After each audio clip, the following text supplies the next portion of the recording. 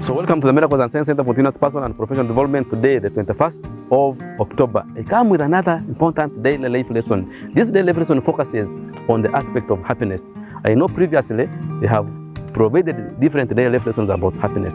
But this tells us that actually the greatest happiness lies in contemplation. What does contemplation mean? Contemplation means thinking deeply about something. So when you think deeply about something, it means you are contemplating. And we are told in this daily life lesson that that is where the greatest happiness lies. That means it is important to always be contemplative. Always think deeply. For three reasons why it is important for you to contemplate so that you can be able to get the greatest happiness. Reason number one, anything that you can see manifesting in life, it comes from the process of contemplation. When you contemplate, it creates vibration at the quantum level, and the vibration at the quantum level results in actually attracting the different frequencies that can be able to lead to manifestation of something. This is scientifically speaking, but also if I'm spiritually bring it into the context, is that the quantum level is actually the spiritual level.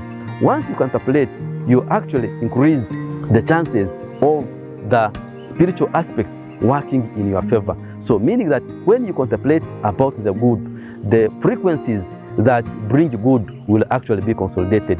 And when you contemplate about the bad, also the frequencies that bring bad will be contemplated. Because in nature, there is what we call the duality. The good and the bad depends on what you attract. Through contemplation, you're able to achieve that.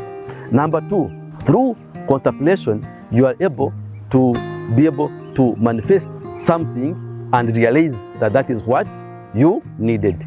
Because through contemplation, the power of the mind, it actually results in creating an image. The image is not created at the quantum level. The image is created in the mind. So the image of what you need is created through the process of contemplation. How do you see yourself? For example, if you see yourself as an CEO of an organization, you see yourself as a very great business person. You see yourself as a very great pastor. You see yourself as a very great civil servant. You see yourself as a very great lawyer. You see yourself as a very great legislator. That image is first created through the process of contemplation. If it is not created, I have seen sometimes people get into things which they have not contemplated previously and they fail to manage them. And this one brings us to the third aspect. Through contemplation, you'll be able to manage what manifests in your life.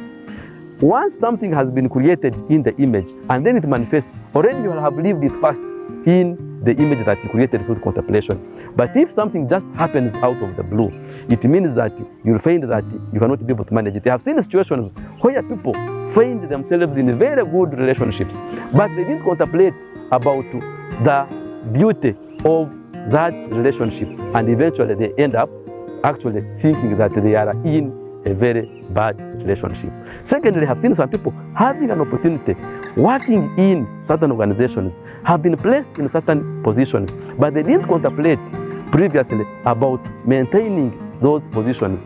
And eventually you find that they are actually struggling, frustrated, thinking that things are bad.